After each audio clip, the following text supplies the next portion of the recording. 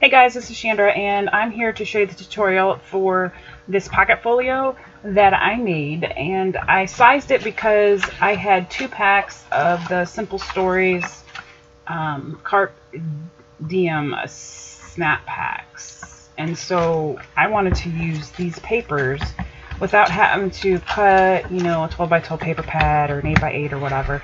And so these were perfect. It has tons of 3 by 4s, 4 by 6s, 2 by 2s, and 4 by 4 cards that you can use to make plenty of these packs. And you get a lot of the 3 by 4 cards. I think that's the most in there. So I will show you this.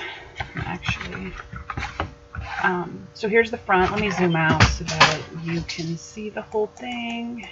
Okay. So it opens up like this, and these are 4 by 6 mats at the top and at the bottom. Here's the little 2 by 2 cards. I thought they'd be cute on the front.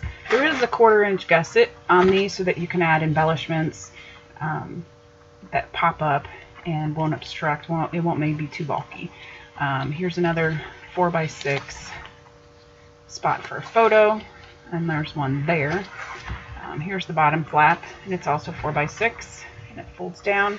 And here's the 2 3 by 4 cards and a 4 by 6 back. It's actually 4 1/4 by 6 1/4. This actual paper is 4 by 6. That way you don't have to cut your photos if you don't want to. This will make a perfect little brag book. Oh, I guess I should close it right. The flaps, and that, and that. And see, there's a 1/4 inch gusset on these little flaps as well, so that you can add bulky items to it. If you don't like that corner or that gap, you don't have to make it. It just sits better closed when it's like that. Both sides have the 1/4 inch gusset, and then the actual construction has a 1/2 inch on the spine. And that is that. So you're going to need 2 pieces that measure 6 1/4 by 5 1/4, 2 that measure 6 1/8 by 4 3/4, 2 that measure 4 1/4 by 3 3/4, 2 that measure 3 by 2 1/4, and 1 that measures 6 1/4 by 4 1/4. So we'll get the scoreboard out and we'll score. We'll pay attention to the score marks that are already here because I already did this once and messed up, so I'll have to do it again. The piece that measures 6 1/4 by 4 1/4, you're not going to score or do anything with that. So the first pieces that we're going to be dealing with are the pieces that measure 6 1/4 by 4 1/4, and again, you're going to need 2 of those. So you're going to stick it in so that the 5 1/4 inch side is at the top, and you're going to do this twice because there's 2 sheets. And you're going to score at 1/2 inch and at 1. Again, you're going to do that twice. The second ones are the ones that measure 6 1/8 by 4 3/4, and again, you're going to need 2 of these.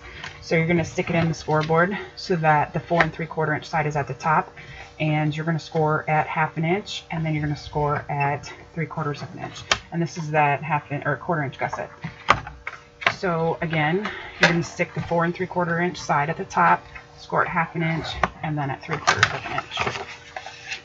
The next pieces that we're going to score are the 4 1/4 by 3 3/4.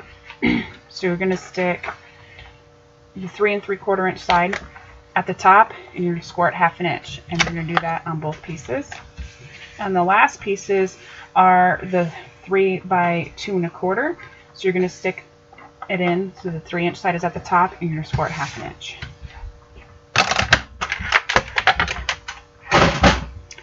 So we want the 6 1/4 by 4 1/4 side to be our base.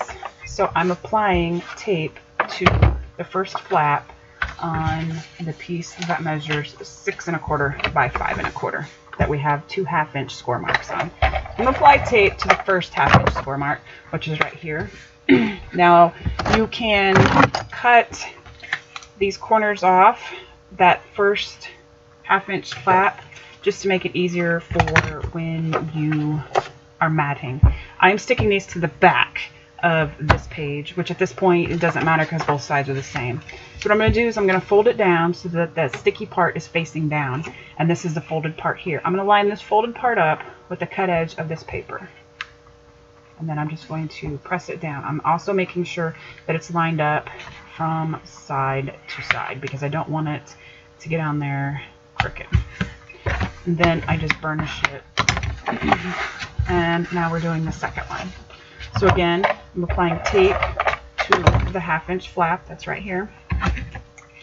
Going to cut off those corners. See? Scissors suck. Going to fold down. I'm rotating my page, and I'm just going to stick this down.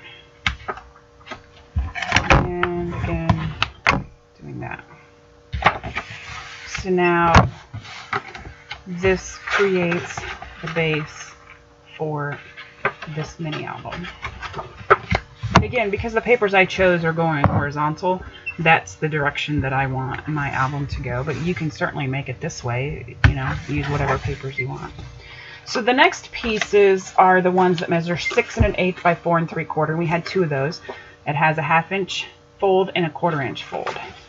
So we're just going to fold on our score marks, make sure that they're straight. Now this piece is going to be slightly smaller than the width of this, just so that it fits with these flaps on here and closes properly. So again, I'm going to apply tape on the 1/2-inch mark, and I'm going to cut off the corners. And I'm going to fold it down so that the 1/2-inch flap is facing down with the tape on it, and I'm flipping my piece over because again, this was my back. I'm flipping it over, and now I'm going to apply this piece on the bottom of this page right here where the 4 1/4 page is. I'm going to line this fold up with the cut edge of this piece of paper right here, and I'm going to center it because it's just, like I said, it's 1/8 of an inch smaller than the rest of the paper, so I want to make sure that it's centered as best as my eye can do at 10 o'clock at night. Then I'm going to burnish it down and do exactly the same thing on the top. Apply tape on the 1/2-inch mark, cut off the corners, fold the 1/2-inch flap down. I'm going to rotate my project just so that the side that I need to mess with is closest to me, and I'm going to center it just so that 1/8 of an inch gap is equal-ish on both sides. And now I'm going to burnish it down. I'm going to open that up. The next 2 pieces are the 4 1/2 or 4 1/4 by 3 3/4, and we scored and folded 1/2 inch. So I'm applying my tape and I'm cutting off. And now I'm going to rotate my project so that this flat side is towards me, and I'm going to put this on there. And this is the exact distance of this page, so I don't need to center it or anything. If you cut crooked or it's off by a smidgen, you'll be able to tell when you try to close it. So again, cut off the corners, put my tape on my 1/2 inch, flipping it over, and I am lining it up there. So now you can kind of see where this one a little bit goes to the line. Let me see if it's still...